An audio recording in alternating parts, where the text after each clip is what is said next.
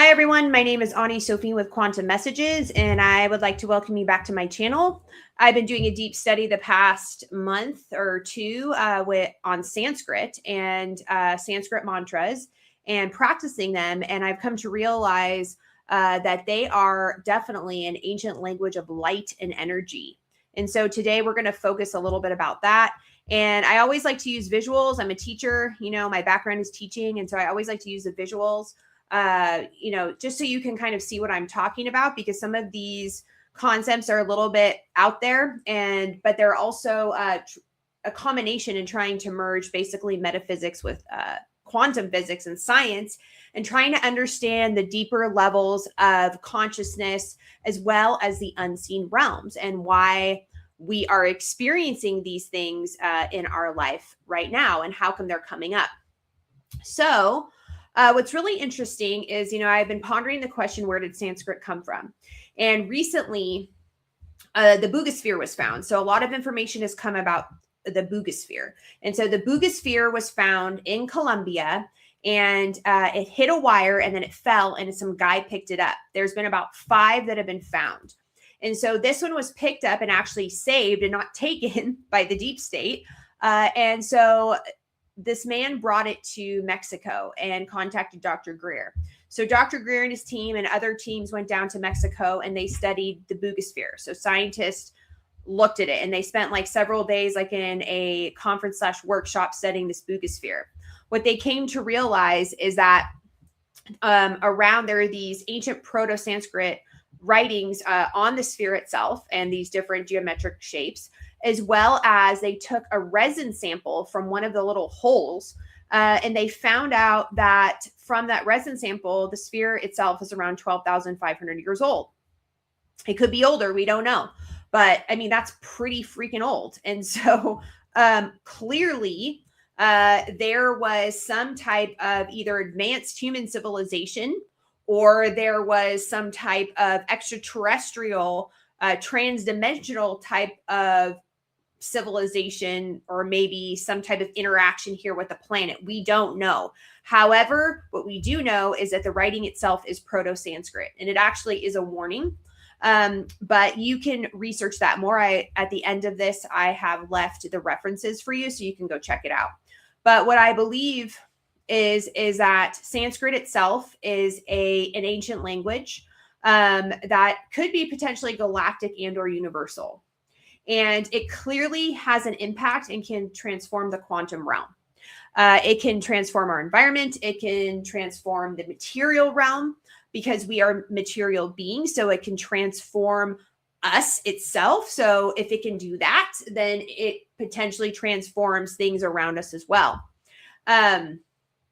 It's magical. It has magical properties, and it affects time and space and the energy of the subtle energy systems, not symptoms, systems itself. So I've, been studying the law of one for a while. And interestingly enough, Ross said several things about Sanskrit and Hebrew. And he basically said that both of them can affect space and time and space. And it can actually affect the quantum realm. Now, those aren't the exact words that Ra used. However, I still believe that it can, based upon what he said. So here are some things that was said. I'm not going to read the questioner because it takes too long, but you can read it yourself. But it's session 74.17. Basically, what the questioner is asking, it was talking about rituals, talking about consciousness, how words affect rituals and consciousness, and can consciousness be imprinted with these words? And Ra says, yes, to a greater extent, it is correct. With the exception is the sounding of some what you call your Hebrew and some of what you call your Sanskrit vowels. These sound vibration complexes have power before time and space and represent configurations of light, which built all that there is. So let's repeat that one more time. Hebrew and some of what you call your Sanskrit vowels, these sound vibration complexes have power before time and space and represent configurations of light, which built all that there is. So both of these languages are languages of power. They're languages of light and energy. And what he's saying is that they built all that there is based upon their power and the vibration that comes from them. Now, the current Sanskrit is, more of the modern one, which is about 5,000 years old.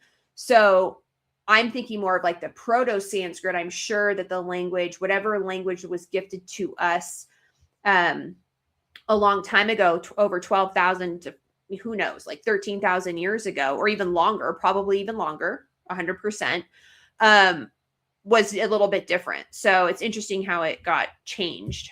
The other thing that he said is questioner, who was Don Elkins, this is session 74.19, is how did the users of these sounds, Sanskrit and Hebrew, determine what these sounds were? So what Ra says, in the case of the Hebrew, that entity known as Yahweh aided this knowledge through impression upon the material of genetic coding, which became language, as you call it.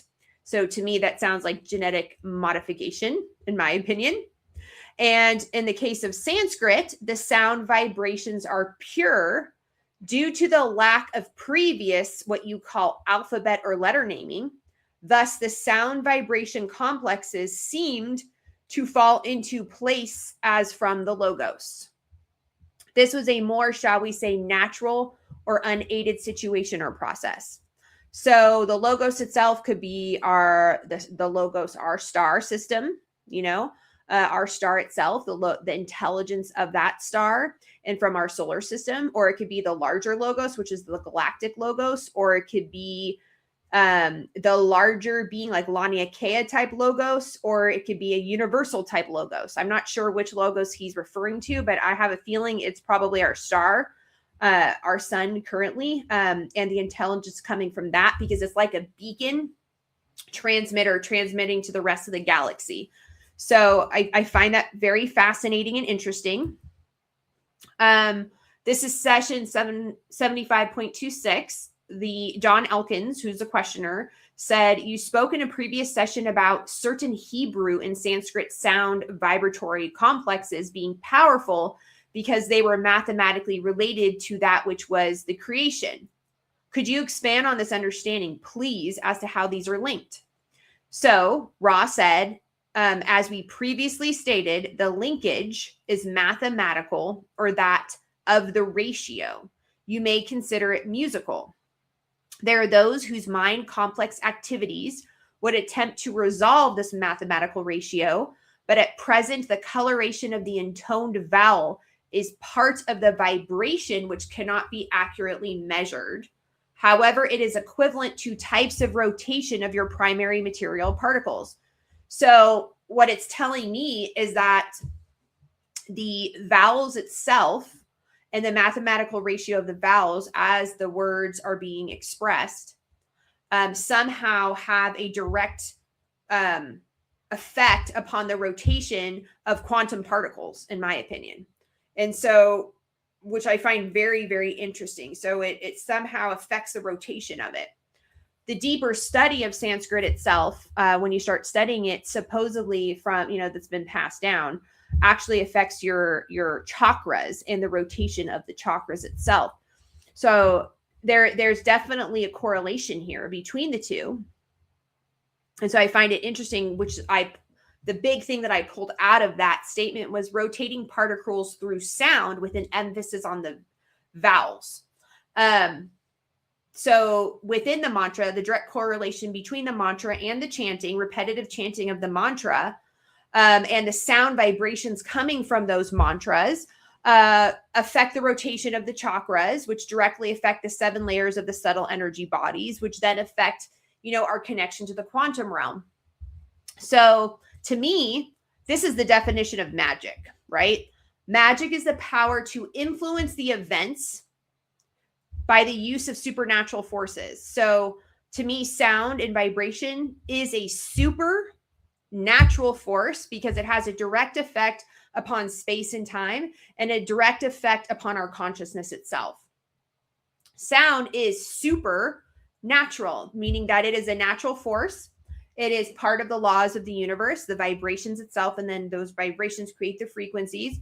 And the alteration of, it can have an alteration and change of rotation of particles and the direction of which they spin. To me, that is like kind of a form of magic in a way. I find that really interesting, you know? So I believe that sound is structuring the universe. Vibration is structuring the universe itself. So what's really interesting is that, you know, I believe our sun is conscious. It has a consciousness. It is intelligent. And that consciousness embodies its own body, which is the sun itself, and then its planets within its system. And then all the beings that live within that system, if there are beings or there is life. And then within that, it's part of a larger collective, which is the galactic consciousness. And then that galactic consciousness is part of a larger, what I call universal organs, like Laniakea, which is multiple galaxies. And then those different universal organs connect together into the universal body, the great being, you know, the great spirit. And so vibration, frequency, sound is affecting the movement and the creation itself.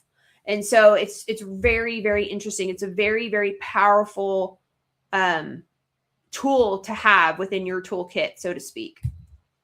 Mantras are vibrational power. They are formulas that influence reality itself. There's a quantum effect that is happening when you chant the mantras. As above, so below, as above. These are universal laws. And Sanskrit directly affects the quantum particles, or and makes them coherent and in sync and vibrate in unison, which then expands our consciousness itself. So it's very, very interesting. Sanskrit is a divine language, and each letter has magical and occult energy. The emphasis on the vowels changes and alters the space and time, as well as the quantum realm. Now, do we fully understand the emphasis on the vowels? I'm not 100% sure, but I bet there are small, like communities within India, and there are small communities within India that have been speaking Sanskrit for thousands of years, and they're able to pronounce it properly, and it's their language. Very small communities, not everybody speaks Sanskrit, and they probably are able to understand the emphasis on the vowels more than those that are learning it as basically kind of like a second language. What's interesting is Helena Blavatsky, who wrote The Secret Doctrine, believes that Sanskrit came from Atlantis, and it has been carried down and transferred through the ages, which is pretty interesting. And it kind of makes sense. So this is her statement, right? And it makes sense with what the Bugosphere is telling us. The Bugosphere has this Proto-Sanskrit language, and the resin is dating it to 12,500 years old. And clearly the Bugosphere has some type of like ancient technology that we don't fully understand, because it was hovering. It was using electrogravitics to hover. And so either humanity itself was an advanced civilization during that time, or humanity had some connection to some star nations that were advanced and, they were doing things, or we're not 100% sure what it is. Either way, Sanskrit and a form of Sanskrit was on the planet and imprinted on this sphere over 12,500 years ago. So it's really interesting. What I do believe, and I am thankful for, is that the Indian culture was wise enough to preserve the language. And, the language is an embodiment of the divine feminine, and this divine feminine power, the Shakti. The Shakti is the power, right? And so it infuses power within the quantum realm, which creates things. It's a creative force. And in Sanskrit, there are 9 main vowels and 13 in total. And I believe that 9 and 13 represent the goddess. People might disagree with me, but that's okay. But 3, so 9 3, 3, 3, if you add them all up, is 9. 3 times 3 is 9. So 3 to me, because of the triangular form of it, really, it's feminine. It's feminine in its energy, right? And so 13 also is representative of the 13 moons, which is the natural cycle of the earth. And ancient peoples used to follow the 13 moons instead of the 12 once the Gregorian calendar came about. So this is all divine supernatural knowledge, and we've had the tools there the whole time, but not all of us were aware of it. And it's really interesting now, based upon new science that is coming out and new discoveries, how important this language really is. And there are infinite possibilities with this language. Magic itself is the ability to have unwavering power using your emotion from your heart center as a catalyst to make something happen.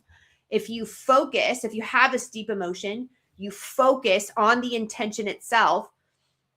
And when those three things come together, the emotion, the intention, and the focus of that intention, reality can change. So you can change and alter your reality in the quantum realm. If you alter your reality in the quantum realm, you alter it in the physical realm, and mantras in Sanskrit have the power to alter space and time in our physical reality. And it's really interesting. And, here's some of the references I was talking about: the Law of One, Messenger of Ra, The Secret Doctrine, Helena Blavatsky, the Boogosphere, Dr. Stephen Greer's emails. If you sign up for his emails, and they'll be there. Here's his YouTube one that he talked about, presenting the information at the Gaia sphere. And then another one of my favorite books is Shakti Mantras by Thomas Ashley Farrand. And based upon, he passed away, but in his books, he stated that the mantras itself change and cleanse your chakras, and they help your chakras spin in the correct direction. And they also help align the geometric shape within the chakra and the energy within the chakra. And it cleans your subtle layer body. So there are multiple layers to your subtle layer body, and it cleanses them. And it also cleanses the karma. So it helps with your karma. We come up in here with karma, and it helps modify it so it's not so in your face intense, And so we can ease our karma by chanting these mantras. So I highly recommend you check it out. You can go to quantummessages1.com to see more of what I'm doing. Please sign up for my newsletter. Please subscribe and like this video. Make a comment, and thank you for watching. And it'll be interesting to see if you guys check out some mantras to chant in Sanskrit. And more videos will be coming forth as I learn more things. And I hope you have a great day.